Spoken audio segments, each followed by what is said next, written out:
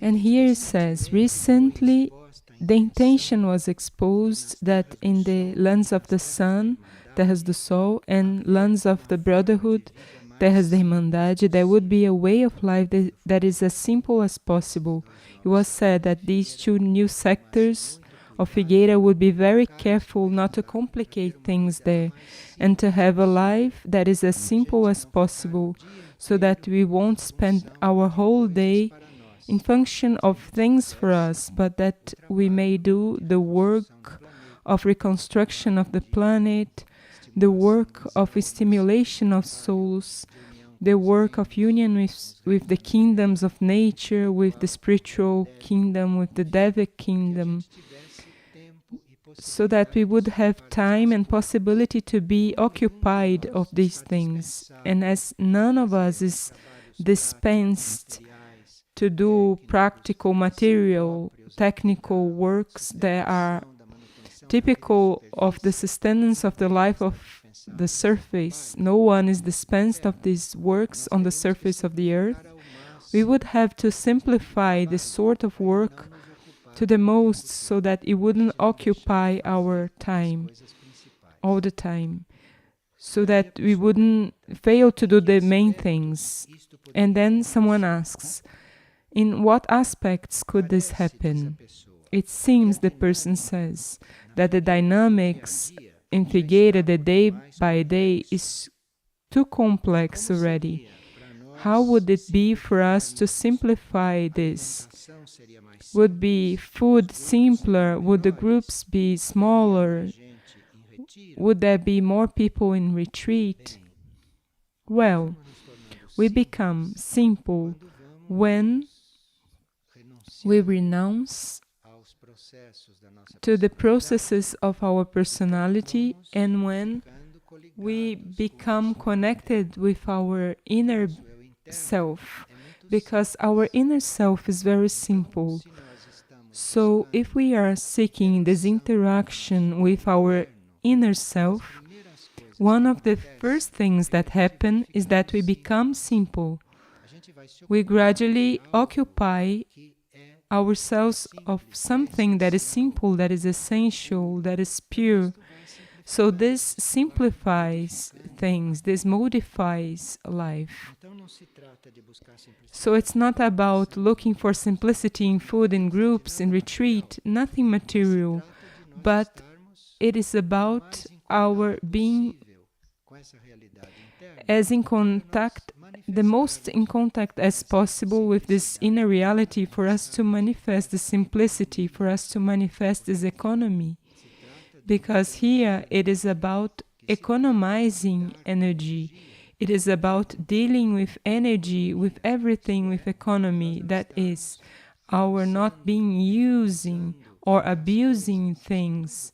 All of this brings simplicity.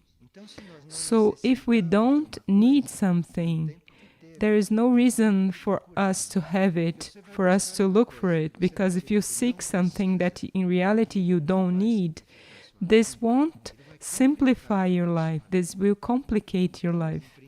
So at first, we have many consensus among us which simplify life, but this inner contact is what places this in a true reality.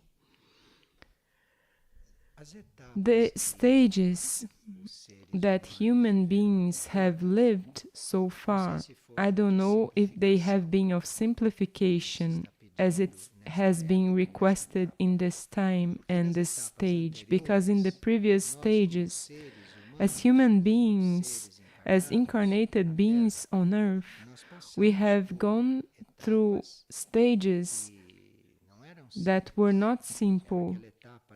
That stage of atomic condensation, for us to be condensed, materialized. Then we went through the stage of forming our cells, our physical cells, our subtle cells. Then we began to have a physical body as humanity, and then the endocrine glands began to emerge, then blood began to circulate.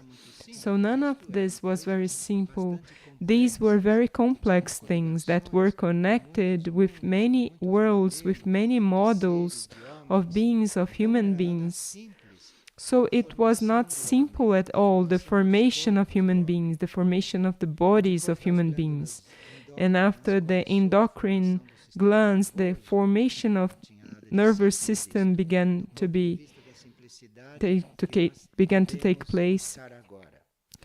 So it was not simple. So while all of this was being formed, human beings were alive. Human beings were inside of this process. So the process of human beings was a process, I don't say complex, but an elaborated process with all these things in formation. Then the etherical centers began to be formed. So the life of human beings was not simple. It was a group of things to reach a material density in material bodies that would be apt to live in this world and develop matter in this world, a matter that composes these bodies. So all these things that were complicated have ended. The body is formed, it has its form, its structure, it has everything it needs to live material life. And so that in material life, it may manifest and radiate the energy of the soul, of the monad, and so that it may be a collaborator. They may be collaborators of the hierarchy. Human beings are prepared for this today. So now the moment of simplicity has come because all of this is done.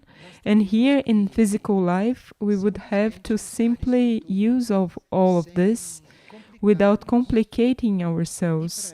And for this, you will have to basically liberate ourselves from our memories. There is no possibility for you to live in simplicity, keeping memories. So this is a key, this is the point. As we spent so many stages creating and being built in all these sectors, now we would have to forget all of this, forget this whole trajectory. We would have to liberate ourselves from the memory of all of this and all of this that happens throughout this progress of ours. So now the moment of simplicity has come for us to be simple so that we can act as we are supposed to act.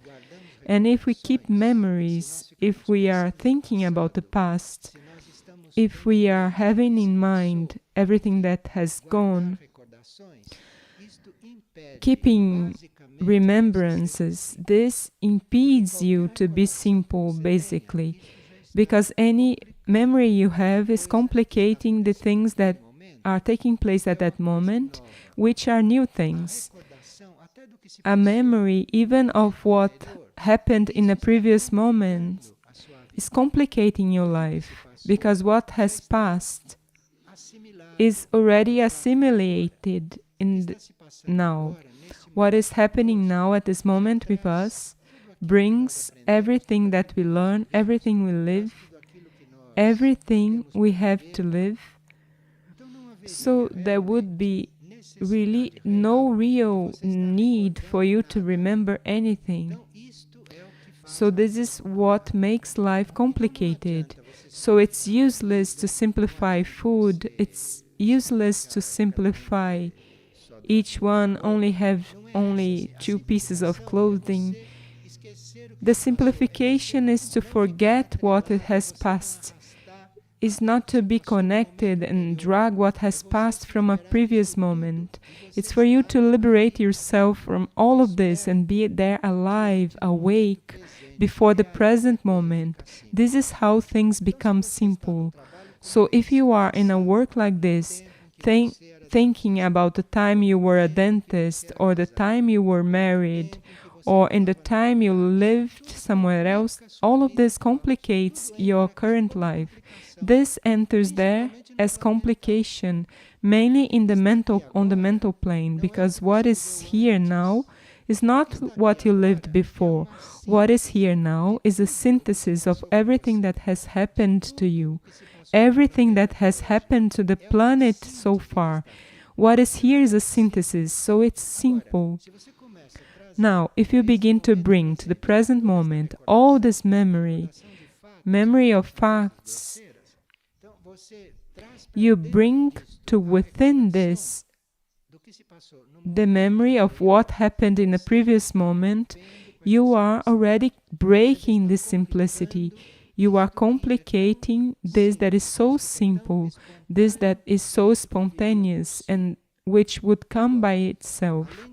Now, besides our being very careful so that if it's possible we are attentive to what happens now without not even thinking about yesterday of what happened a little while ago, I believe that we are capable of this at some moments, but not the whole time, because the addiction to think about the past is very strong.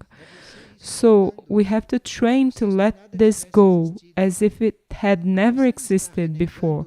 You are not denying anything because what has passed is synthesized in you. You are a product of what has passed. But if besides this you are thinking about the past, complexity begins. This is why people are so complex and things are so complicated, because people are not capable of living entirely what is happening at the moment. A behavior that helps very much for you to simplify, to liberate all this memory, for you to be calm and quiet at the present moment, is you knowing how to be silent and observe. Because if you observe without being silent, you are going to contaminate everything you are observing. Now, if you are silent with your mind, you are not commenting, and if you are silent and observing and attentive, this is the way for you to have conditions to liberate yourself from this past and liberate yourself from all this thing that complicates you uselessly, because life wouldn't need to be this. So in this Terras do Sol, lands of the Sun, and lands of the Brotherhood, Terras da Irmandade, we would be invited not only to have simple food and clothing. This is part of material life, and this is a consequence. This comes by itself if we are really simple. A simple person must not have a complicated external life. The external life is complicated because the person is not simple.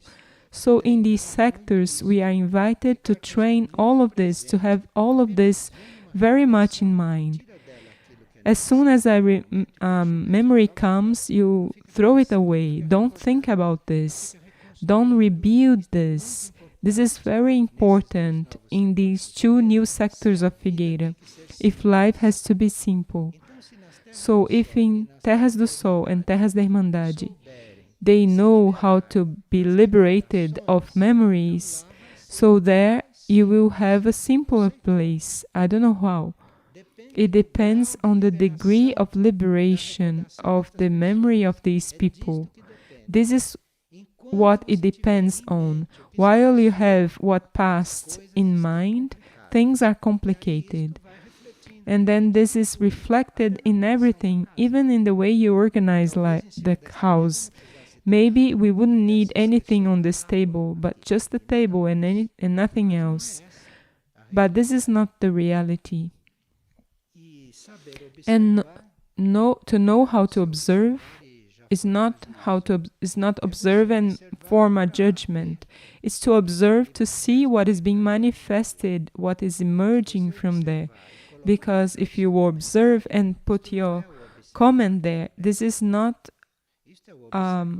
observing that frees you, but it's an observing that fills you with more knowledge, more news, but it doesn't bring freedom to you, it doesn't simplify you. The observance that simplifies is the way of observing and making no comment about this, just capturing, just observing, just recording, without adding anything. There is a lot of work here, right? In the simplification of life, a lot of work, really. So in this land, Terras do Sol and Terras da Irmandade, there is this whole program. It seems that the program is to plant, to take care of the house, treat the animals. Yes, this is also the program, the schedule. But the true schedule is to simplify.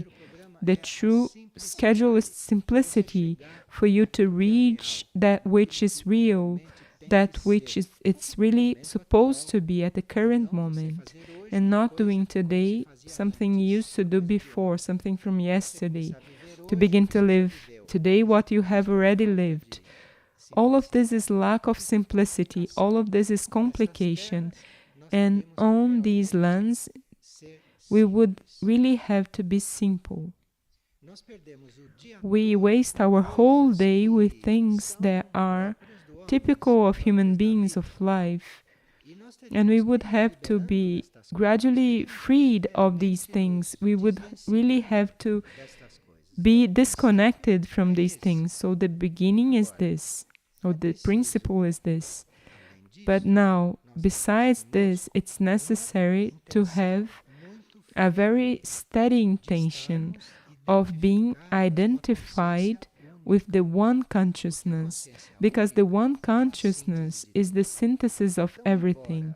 So although we are dealing with so many diversified things, dealing with situations and people that are so different, with tasks that are so different, being in evolutionary degrees that are so different from one another, for this not to become complicated, so that this may really be simple with all these circumstances, it's necessary for us to have a very steady intention of being connected with the one consciousness, rather than with this or that.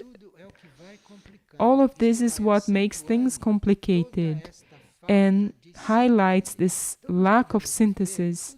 So we can live all of this that we are living. We really have to go through or live this role at this moment. But it's necessary to have a steady internal and external intention of being identified with the one consciousness. So everything that is not the one consciousness, everything that is not the total thing, we use and then we release it, we become free of it. Otherwise, we become complicated, we become complex. Imagine if you have to deal with hundreds of people, if you were connected and interested in the consciousness of each one, where would you end up? So if you have many daily tasks, if you have all of that which is external life diversified, and if you are involved with this, where will you end up? If each one who enters here, you look at them as if they were a separate being with all the comments you make, where will you end up with this? We would have to really have this steady intention of being the one consciousness, of being placing everything that we capture, that we grasp within that consciousness. So everything you observe, everything that comes to you, everything that happens to you, everyone you meet, all the things you do, you get this and you place within the one consciousness. Certain things say, put in the hands of God, this popular sentence, put in the hands of God. Everyone understands this. So you get this and you put in the one consciousness, you include this within the one consciousness. You consider the consciousness to be one, and everything that seems separate to you, you put there. So there is no way to argue with someone, because the moment you perceive this person, you put this person there. From then on, the person can do anything that it no longer touches you. You have placed them. You did what you could with them. You did the only thing real with them. You got the person and put them in the one consciousness. From then on, what could they do that could touch you if you have placed them in the one consciousness? Do you see how life can be simplified? Not with food, with clothing, with furniture and house. You simplify life when you live one consciousness, and everything that is happening, everything that involves you, including yourself, you put there. If you get things and put there, anything can happen here. That at the end, it's going to be fine. So you put this there. And everything that happens there, you have placed there. So it's there where you are living it. This is how life becomes simple. Everything becomes simple because everything that happens does not have the same effect that it has if you are all fragmented, if you are all divided, dealing with separate consciousnesses. With separate things, apparently you are really dealing with them, but your consciousnesses should not be in this fragmentation. This idea, right, of being this steady intention of being the one consciousness and of placing everything in the one consciousness, whatever it is, this can be interrupted, disturbed by that which we call our mistaking thoughts, the thoughts that the brain creates, our habits, our gestures, everything that is not this, everything that is not this unity. And although this happens, although this continues to happen, this should not distract us from being this unity, this one consciousness, and really placing everything there. Really placing everything there. Because it is there where things merge together. This is where things are synthesized. This is where the group, the whole, evolves. Who began to do this, the one who begins to do this, is right away receives a task, a work, a service. They are in charge of this by the hierarchy. So when our work in this field is advancing, when it is beginning to exist, this work is going to evolve with the service we are going to render. So as soon as this begins in our lives, as soon as the simplification begins to enter our lives and our consciousnesses, we receive a task. At the beginning, it is a minimum task, a partial task, but we receive a task. So the sign that this is taking place, that our being is being unified, the sign that we are beginning to become simple is that we receive a task from the evolutionary plan. And then we have to be very attentive because this task that comes, this task is what is going to give the energy, and it's going to make it possible for this union of consciousness not to be interrupted. It is through service that this is going to continue, because this begins with our effort, this begins with our experience, and then at a certain point, you should not continue doing this unity, this simplification. You don't manage to do this. But there is where a task begins, and it is the energy of the task what is going to give you the possibility of developing this unification.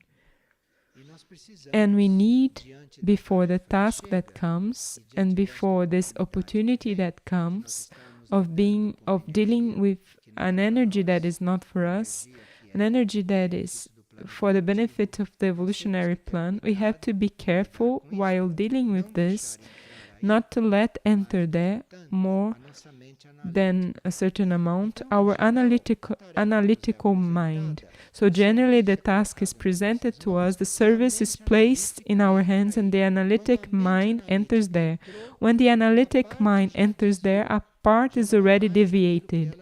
it is no longer what it was originally, because the analytic mind has entered, and the analytic mind is not for this, for distancing that which is the original gift of service. Analytic mind is for us to have discernment during the work, during the service.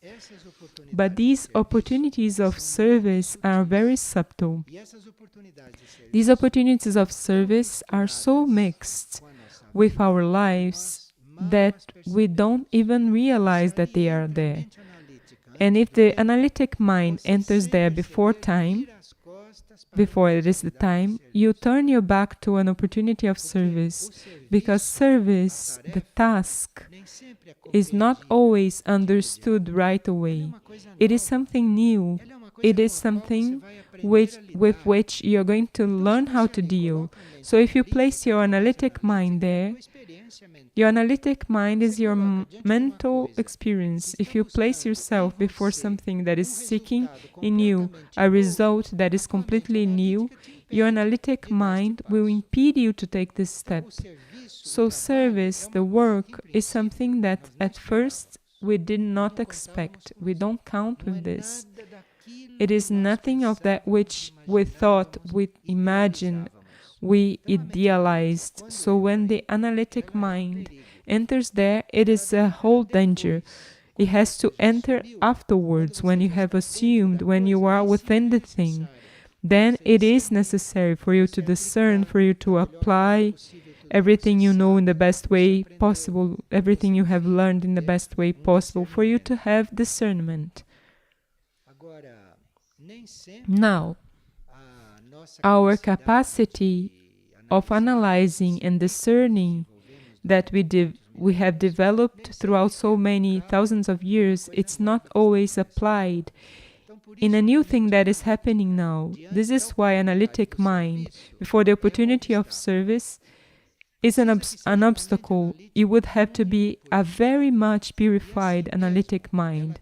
And even so, it has aspects that react before that which is new. Another aspect of us needs to enter there, not analytic mind. So simplification, simplicity, has all of this included. Now, if any of us has managed to detect the approximation of a service, the approximation of a task, or if they have received a task, they should know that this is the path, this is the key for your union, your higher union, your synthesis, your simplification to take place. If this is put aside by the analytic mind, you remain without any possibility of evolving in union. You have no possibility of evolving in this unification, in this simplification, and in this simplicity.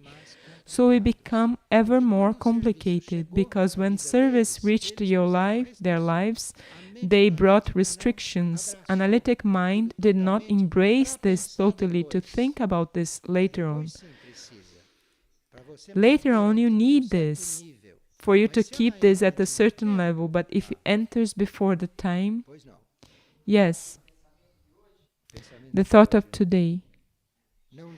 Do not let the mind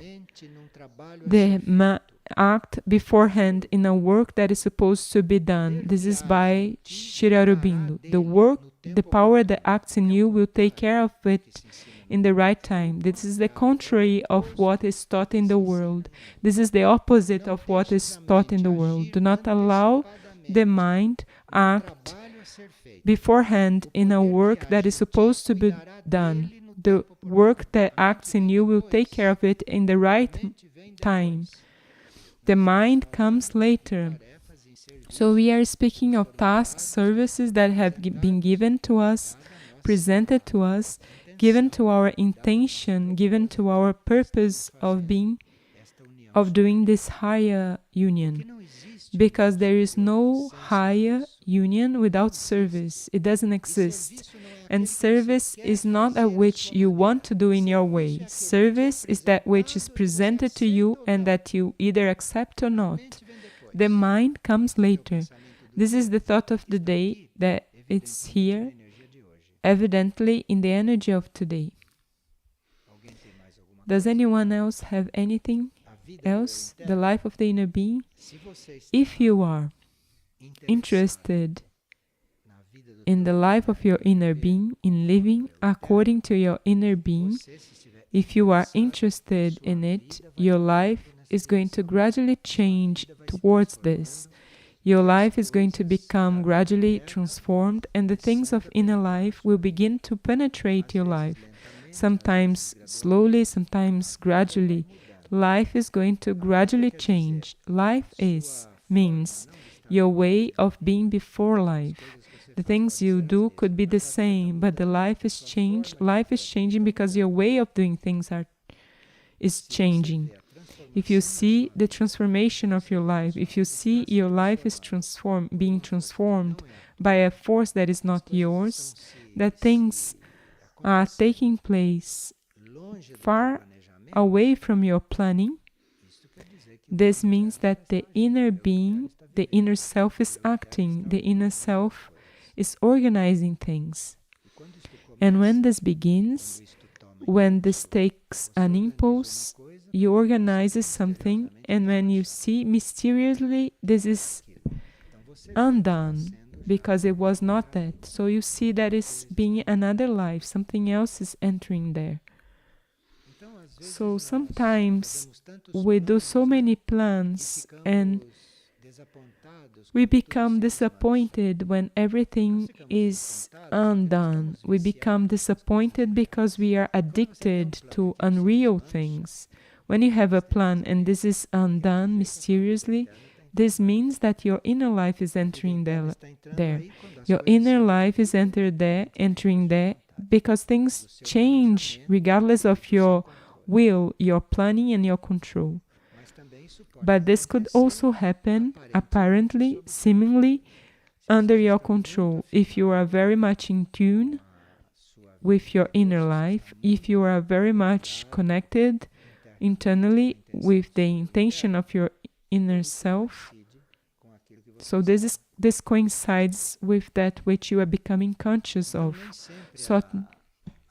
So true life is not always a surprise for us, not always. But for this, it's necessary for us to already be in tune with this, so it won't be a surprise. But if there is not a certain attunement, then it's a total surprise. It has nothing to do with that which was expected. Someone says that she goes and comes back, she knows the way, but she does not assume it. How can she help herself? The ones who are like this are going to end up doing things out of tiredness. They become tired, and when they are tired, they surrender. It's not the only way. But the ones who say, I go and come back, I know the way, but I don't assume, they have to get tired. When they get tired, and that's it, they do it. It's longer, because until you get tired, it takes a lot.